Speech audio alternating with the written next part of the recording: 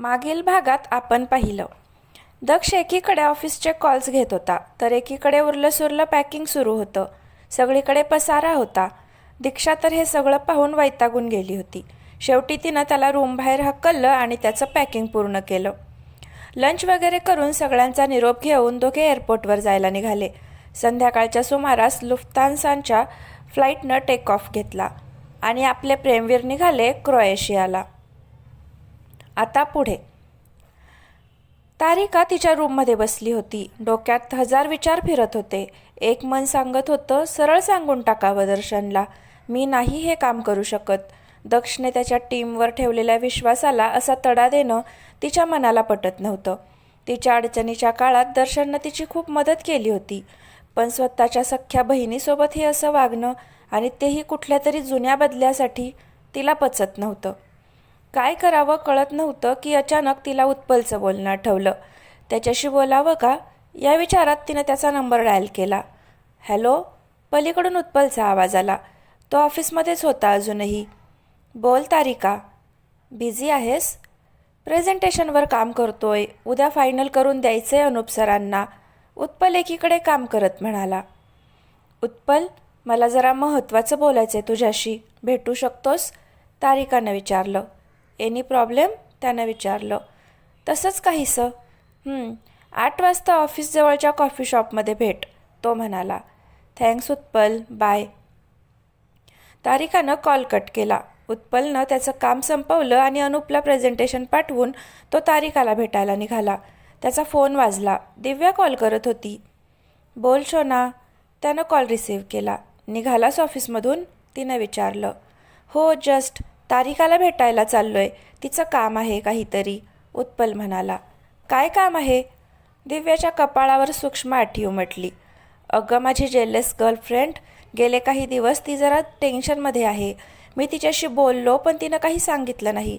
आता स्वतःहून कॉल केलेला बोलायचे म्हणून. कामाबद्दल असेल काहीतरी, उत्पल तिला समजावत म्हणाला.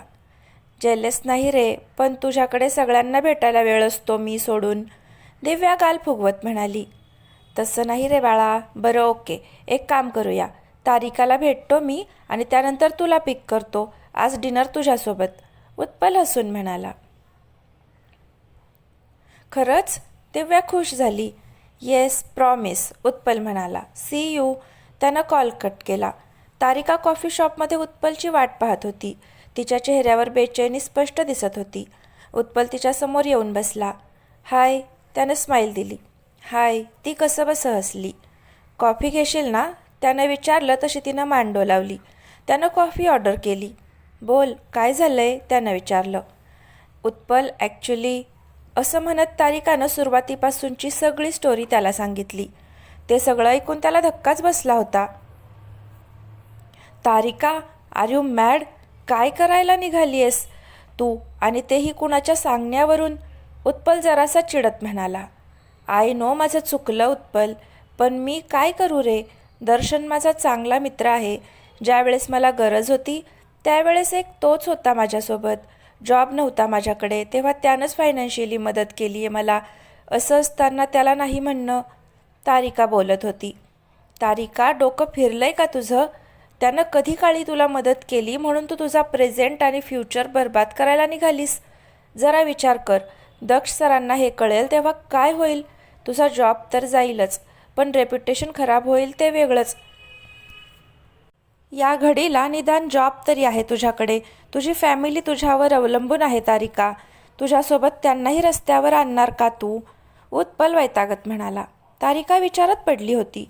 काय करू मी? तिनं रडवेल्या आवाजात विचारलं. माझं मत विचारशील तर दक्ष सर परत आले की तू सरळ त्यांच्याशी बोलून घे. हे बघ तारिका, लपवाछपवी करण्यापेक्षा सरळ सांगितलेलं बरं. तसंही दक्ष सरांना भनक जरी लागली ना की दर्शन हे असं काहीतरी प्लॅन करतोय तर त्याला तर ते सोडणारच नाहीत. पण त्यांना तुझ्यापर्यंत पोहोचायलाही वेळ लागणार नाही. सो प्लीज, रिक्वेस्ट आहे माझी. ते परत आले की सांग त्यांना सगळं खरं काय ते, उत्पल कळकळीनं म्हणाला. तू म्हणतोस ते बरोबर आहे उत्पल. खरंच खूप मोठी चूक करायला निघालेले मी. थँक्स, तू मला समजावलंस. दक्ष सर आले की मी त्यांच्याशी बोलेन. दर्शन त्याच्या मनसुब्यांमध्ये सक्सेसफुल नाही झाला पाहिजे. तारिका मनाशी काहीतरी ठरवत म्हणाली. ग्रेट. बरं चल, मी निघतो आता. Take care. उत्पल हसून म्हणाला आणि बिल पे करून तिकडून निघून गेला. दक्ष दीक्षाचं फ्लाईट झॅग्रेबमध्ये लँड झालं आणि दोघांच्या उत्साहाला उधाण आलं. लगेज कलेक्ट करून दोघे एअरपोर्ट बाहेर आले. दक्षने ऑलरेडी त्यांच्यासाठी कार बुक केली होती. दोघे हॉटेलकडे निघाले.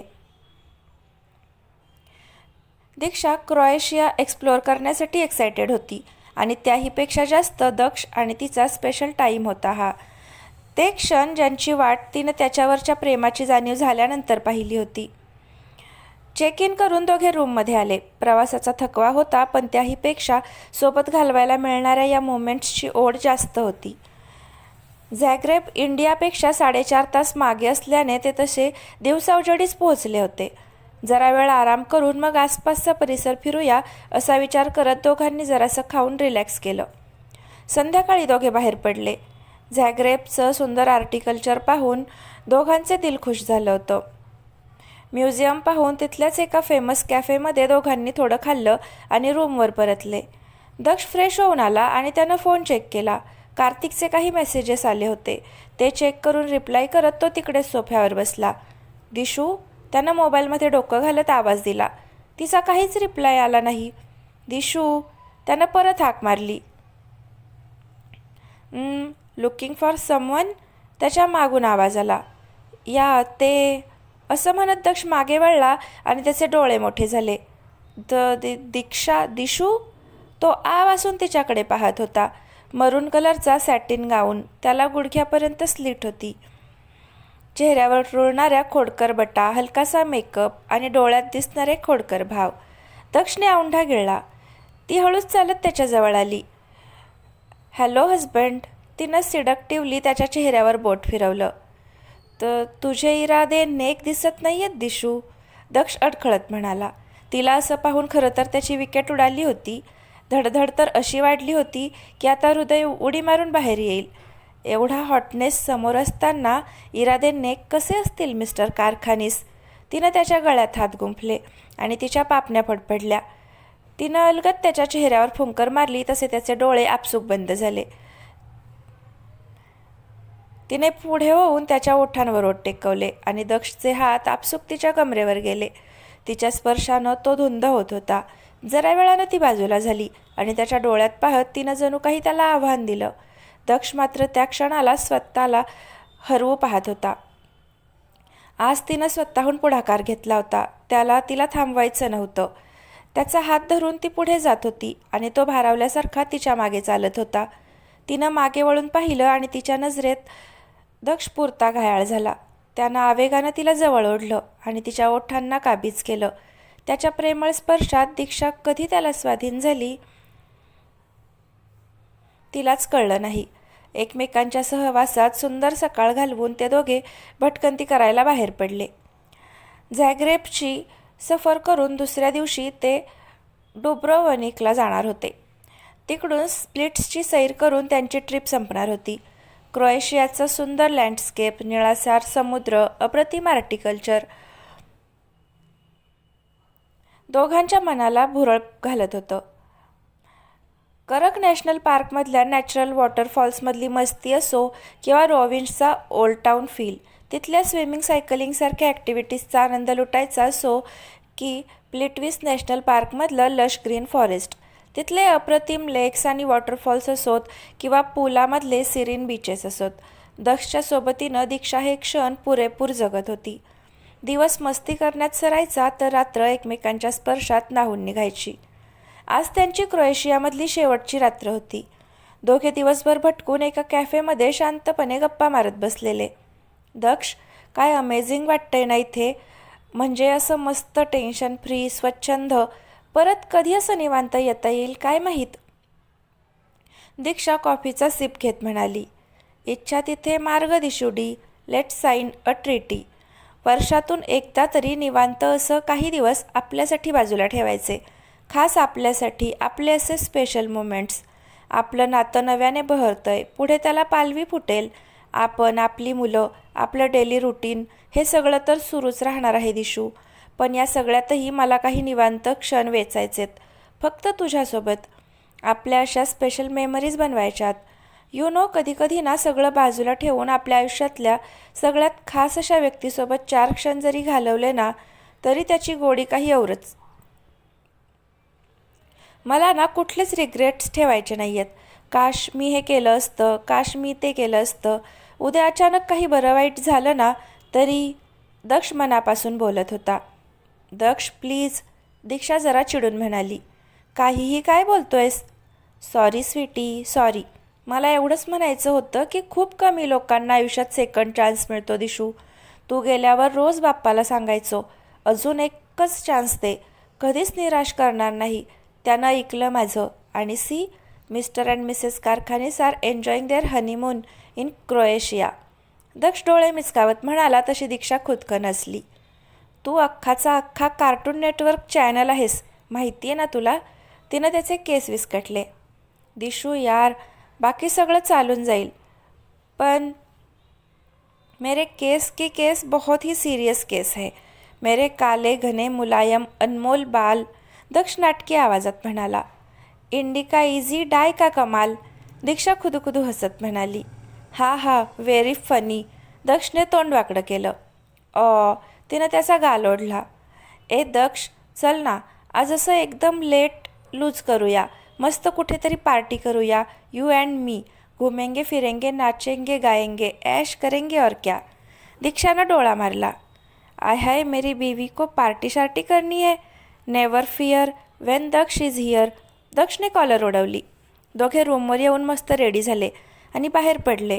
दक्ष दीक्षाला क्रोएशियातल्या फेमस बार्सपैकी एक असलेल्या जागी घेऊन आला होता. तिथल्या माहोलची धुंदी चढली नाही तरच विशेष. दोघे मस्तपैकी म्युझिकवर थिरकत होते. नाचून दमल्यावर डिनर करून दोघे रूमवर आले.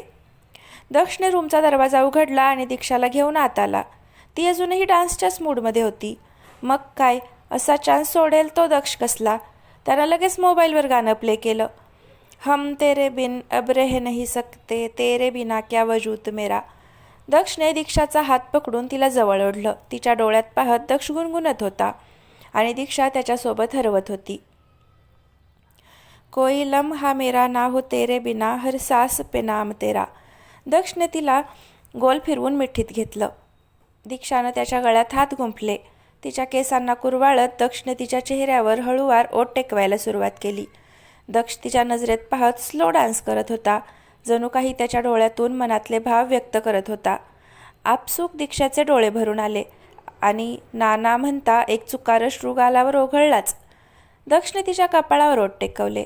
दोघे एकमेकांच्या नजरेत सारं काही विसरून गेले होते. आय लव्ह यू दक्ष, दीक्षा त्याच्या मिठीत शिरत म्हणाली. लव्ह यू टू दिशू, त्यानं मिठी घट्ट केली. ही ट्रीप त्यांच्या आयुष्यातले काही अविस्मरणीय क्षण त्यांच्या ओंजळीत टाकून गेली होती, जे ना ती विसरणार होती ना तो. परत असेच सुखाचे क्षण वेचायचं एकमेकांना प्रॉमिस करत दक्ष दीक्षा मुंबईत परतले. क्रोएशियाची एवढी मस्त सफर करून आल्यावर आता वेळ होती परत एकदा रुटीन सुरू करायची. अलार्म वाजला तशी दीक्षाला जाग आली. आदल्या दिवशीच दोघे मुंबईत परतले होते, त्यामुळे क्रोएशिया आणि त्याहीपेक्षा जास्त हनीमूनचा हँगओव्हर दोघांवरही होता. दक्ष, ती त्याच्या कुशीत शिरली. तो चुळबुळला आणि त्यानं तिला कवटाळलं. दिशुडी, झोप ना थोडा वेळ. उठ ना, ऑफिस आहे ना. दीक्षा त्याच्या गालावर डोकं घासत म्हणाली. सुट्टी घेऊया का? दक्ष आळसावलेल्या आवाजात म्हणाला. Let's continue with our honeymoon. त्यानं तिच्या गळ्यावर ओठ फिरवले. ओय, आळ सुटल्या. तुझं बरं आहे, तू सी बॉस हो. आमच्यासारख्या बापड्या एम्प्लॉईजना पर्याय नसतो बाबा. दीक्षा गरीब चेहरा करत म्हणाली. तुलाच हौस आहे ना? आपल्या ऑफिसचे दरवाजे कायम खुले आहेत तुझ्यासाठी. मी विचारलंही होतं तुला, तूच नाही म्हणालीस. दक्ष तिच्या गालावर ओठ टेकवत म्हणाला. थोडे दिवस रे, प्रोजेक्ट असं अर्धवट कसं सोडू? आधीच लग्न आणि बाकी सगळ्यात कामाकडे दुर्लक्ष झालंय माझं. प्रोजेक्ट संपू देत, मग रिझाईन करते. दीक्षा त्याचे गाल ओढत म्हणाली. Okay. I miss you in office Dishu. तुला आठवतंय ना किती छळायचो मी तुला? यार मज्जा यायची. त्यात तुझे ते एक्सप्रेशन्स आणि युनिक शब्द, एनर्जी बूस्ट होते ते माझ्यासाठी. दक्ष हसत म्हणाला, थोडे दिवस थांब, दिशू विल बी बॅक. दीक्षानं तोऱ्यात सांगितलं. Can't weight. दक्षने तिला जवळ ओढून घेतलं. ब्रेकफास्ट वगैरे आवरून दक्ष ऑफिसला निघून गेला. दीक्षाला तिच्या मुंबई ऑफिसमध्ये एका मीटिंगसाठी जायचं होतं. तीही तिचं आवरून बाहेर पडली. तिच्या ऑफिसपाशी पोचून तिनं कार पार्क केली आणि वर जाणार तोच तिचं लक्ष समोरच्या कॅफेत गेलं. दिव्या. तिच्या भुवया उंचावल्या. आज उत्पलचा हाफ डे होता, त्यामुळे दिव्या आणि तो सकाळीच भेटले होते. दोघे त्यांच्याच नादात गप्पा मारत होते. दिव्याच्या चेहऱ्यावर स्माईल होती आणि तिच्या हातावर उत्पलचा हात. दीक्षा लांबून त्यांना पाहत होती. मीटिंगचं डोक्यात आलं आणि तिनं त्यांच्यावरची नजर वळवली. पर्याय नव्हता. मीटिंग तर अटेंड करावीच लागणार होती. पण आजच्या आज या प्रकरणाचा सोक्षमोक्ष लावायचा ठरवून ती आत निघून गेली. दक्ष ऑफिसला आल्यापासून अपडेट्स घेण्यामध्ये बिझी होता. तो जरी फिजिकली ऑफिसला येत नसला तरी ऑफिसमधली प्रत्येक खबर त्याच्याकडे होती. तो त्याचं काम करत होता की कार्तिक त्याच्या कॅबिनमध्ये आला. दक्ष. त्यानं आवाज दिला. ये ना. दक्ष लॅपटॉपमध्ये पाहत म्हणाला. काय राजे, हनीमून जोरदार झालेला दिसतोय. चेहरा बघ स्वतःचा. कार्तिक त्याला चिडवत म्हणाला. कार्तिक, तुला नाही वाटत तू हा डायलॉग तुझ्या बहिणीला मारायला हवास? आय मीन युजली मुलींना म्हणतात ना, ओ यू आर ग्लोईंग वगैरे. दक्ष डोळे मिचकावत म्हणाला. हो, पण तुमची केस जरा वेगळी आहे ना. काय आहे, इकडे माझ्या बहिणीपेक्षा तुलाच जास्त घाई झाली होती हनीमूनची. कार्तिक डोळा मारत म्हणाला. कार्त्या, विसरू नकोस, तेरा भी दिन जल्दी आएगा. दक्ष एविल स्माईल करत म्हणाला. बरं बोल, काय अपडेट्स? नेक्स्ट वीकमध्ये आपलं JC प्रोजेक्टसाठी प्रेझेंटेशन आहे त्यांच्या मुंबई ऑफिसमध्ये. Daksh. The team has work really hard for this. I wish की हा प्रोजेक्ट आपल्यालाच मिळावा. It would be another feather in our cap. Kartik म्हणाला. I trust you guys, so don't worry. Daksh हसून म्हणाला. कार्तिक आणि तो बरंच काही डिस्कस करत होते. तारिका ऑफिसला आलेली खरी, पण तिच्या डोक्यात उत्पलचं बोलणं घुमत होतं. दक्ष या विषयावर कसं बोलायचं हाच विचार राहून राहून तिच्या डोक्यात येत होता. त्यात उत्पलही आज हाफ डेने येणार होता. तिचं मन बेचैन झालं होतं. कसं बोलावं, काय करावं? ती फक्त लॅपटॉप ओपन करून बसली होती, पण कामावरून लक्ष कधीच उडालं होतं. तारिका. अनुपनं तिला हाक मारली तशी ती एकदम भानावर आली. Yes sir. तिनं त्याच्याकडे पाहत विचारलं. तर फ्रेंड्स, आजचा भाग कसा वाटला नक्की कमेंट करून सांगा. जर आवडला तर लाईक करा आणि या कथेचे पुढचे भाग पाहण्यासाठी चॅनलला आत्ताच सबस्क्राईब नक्की करा. धन्यवाद.